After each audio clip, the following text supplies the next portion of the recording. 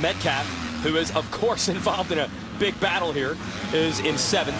Tickle, Lemoyne, and Cunningham rounding out your top 10. Good job by the young Star Racing Yamaha riders with the Tickle and Lemoyne inside the top 10.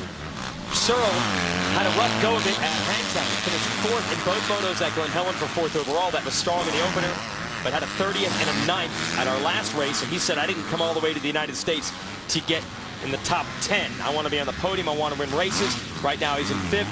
He's battling with Rattray, his old rival from Europe. And Brett Metcalf, I don't care who it is. I'm going to battle with somebody. That guy's been battling people all year, and there he is trying to keep pace with Rattray. Yeah, he's on the move. And he's that last lap, he was a second faster than both these guys. And just since he's been in the picture right here, you see him closing the gap. He's coming to the sand section. He's going to have an inside line. Now Rattray moved over on him a little bit, but look at that. He doesn't want to follow. He goes right in the middle, jumps in. Nice rhythm. There's a big change from him last year. Last year, number 24, we're looking at their Metcalf. Yep. He collapsed after this race. It was a lot hotter then, but still, it's nice to see him.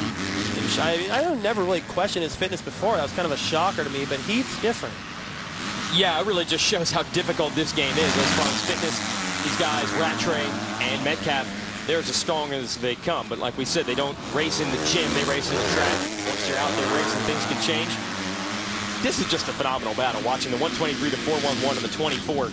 It's 5th, 6th, and 7th, but if we didn't have any footage of the leaders, you'd think they're battling for the lead because these guys are going so darn hard. Metcalf taking a look. Not quiet, but Rattray's like, shoot, man, if I do anything creative to get around Searle, I might leave a door open for Metcalf, so he's got to be careful now. He's in a weird spot.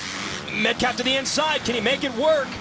That double that Porcel used, Rattray used as well to stay in front of Metcalf, at least for the moment.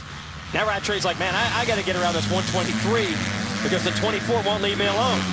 Yeah, that's what I'd be thinking if I was Tyler. I'd be going, okay, let me get by Searle and use him as a screen for now. I mean, it's Searle's feeling this pressure too. I mean, if he doesn't want to finish back in 10th and all that, here's his opportunity right now to prove I'm a up-front guy. And you see the quick Barsha lap down. It's been a rough day for the young rookie. Kawasaki riders want to see Porcel move up. Get the very latest motorcycle racing news and results with Green Alert from Speed Mobile. From huge wins to big upsets, when the action happens, you'll know. Just text KX to 773333 and get free text alerts. Speed Green Alerts presented by Kawasaki. You know, watching this battle, watching Rattray trying to do something with Searle here, he's just following him just a little bit too much. And that time he took a different line and Searle kind of swapped over into his, but you know, that I think it wasn't Searle swapping into his as much as feeling him there and trying to cover the move. You can't follow as much as Rattray's been and expect to make that pass. Rattray going to try an outside line there. You're going to try to take your advice. But again, the line of Searle working its way in front of the line of Rattray. Can Rattray force the issue in the left-hander? Just too darn rough. Bouncing through those braking bumps on the inside. Searle able to hold him off. And now Rattray can hear the Honda behind him. Yeah, this is where Metcalf seems to make up time on these guys coming into this tight stuff. Searle holding it up just a little bit. He didn't carry enough momentum around that corner, and so it's just jammed up behind him now. Searle enters that left-hander way on the outside, standing up. I didn't think that would work, but it did. He opened up a little bit of a gap. Metcalf's been trying this inside line, but the jump on the outside here for Rattray is good enough from the hold on to that number 6 position with Metcalf in 7th. You've got Wharton in 3rd in front of this. Trey Kennard in 2nd. He's 5 seconds back of our leader, Ryan Dungey. There's only 3 laps to go, so Kennard is really going to have to dig down deep now. Get desperate to try to get Dungey back. This is a phenomenal battle, though, for 5th, 6th, and 7th. It's unbelievable you can race for just about 30 minutes. These guys are still this close. Yeah, next time you go to the gym and you're done, you're done with the stair climber or the whatever master. That's all I got. And somebody comes up, taps you on the shoulder, and goes, hey, for about 8 more minutes or so, I need everything you got. 200%. Right. You know, and there's a little bit of danger factor in this, where on a treadmill, what's going to happen? You know, these guys are dealing with so much in these final few laps where there's pressure like this, and you're nervous. You feel that pressure. You're thinking about points, title, job, you know, your expectations.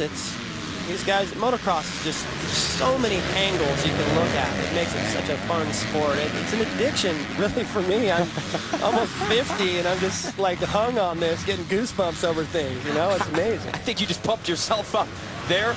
But how could you not, watching this battle? And I cannot believe Searle has survived yet another lap of intense pressure from Tyler Rattray and Brent Metcalf. Yeah. You can't say this guy doesn't want it. We found third place. That's Blake Wharton. It has been a lonely ride in third for him.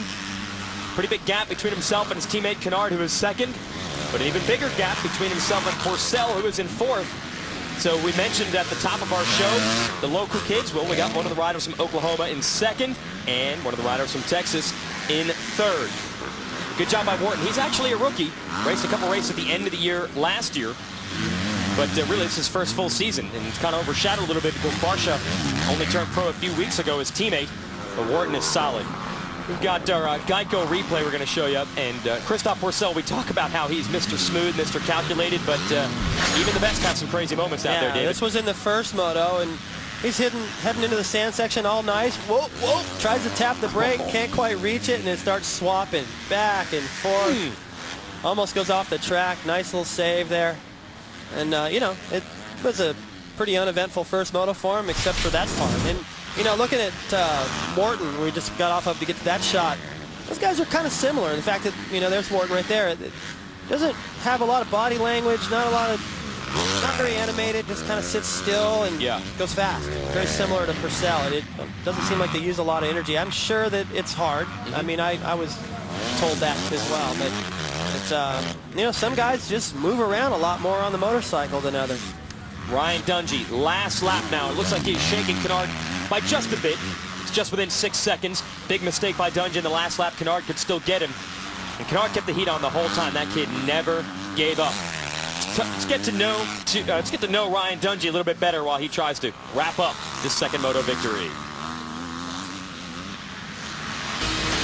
You know, coming in from 2008 into 2009, I feel like, you know, another year of experience is always good to have on your belt. But I also went through a lot. You know, I learned a lot, you know, with chasing after the championship and winning my first outdoor races. You know, I think that was a big step in my career. And I really feel that ever since that point, you know, I've been able to keep plugging away and putting it together, you know, one race at a time. And to win every race from here on out, like I said, and you know, we'll worry about the championship if it starts getting close, you know, and then we'll, you know, do what we have to. But for now, just winning races and being smart and keeping safe and healthy. That's Ryan Dungey. Only a few corners to go for the young rider from Belle Plaine, Minnesota. We mentioned a few times on the show, not outstanding as an amateur. Coming out of Minnesota, you definitely do not get to ride year-round.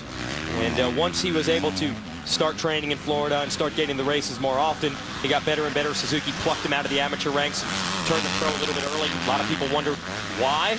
Well, we've answered that question now. It looks like he's on his way to winning 2 of the first 3 rounds of this Lucas Oil AMA Pro Motocross Championship, and he'll extend his points lead.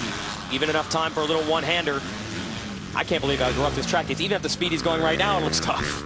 Yeah, he starts slowing down. He hits stuff different. And sometimes it looks worse, actually. You know, watching the greatest, Ricky Carmichael, when he got a lead, had about 4 or 5 laps to go, he'd start looking at fans, taking different lines, and kind of having fun with lapped riders. And he'd actually be going about the same speed because he'd just stumble into stuff, you know, on such a roll. And it's not always the case, but Dungey feeling good today. The 2-1 for the overall. Pick up, I think, about 4 more points on Purcell if Purcell stays where he is. So, and in places on this track, it's similar dirt to Millville, which we'll see later on. Well, there's no doubt then that he feels comfortable. Ryan Dungey pounds his chest, points to the sky. He has won here in Texas. Stay with us. We'll be back to talk to our winners.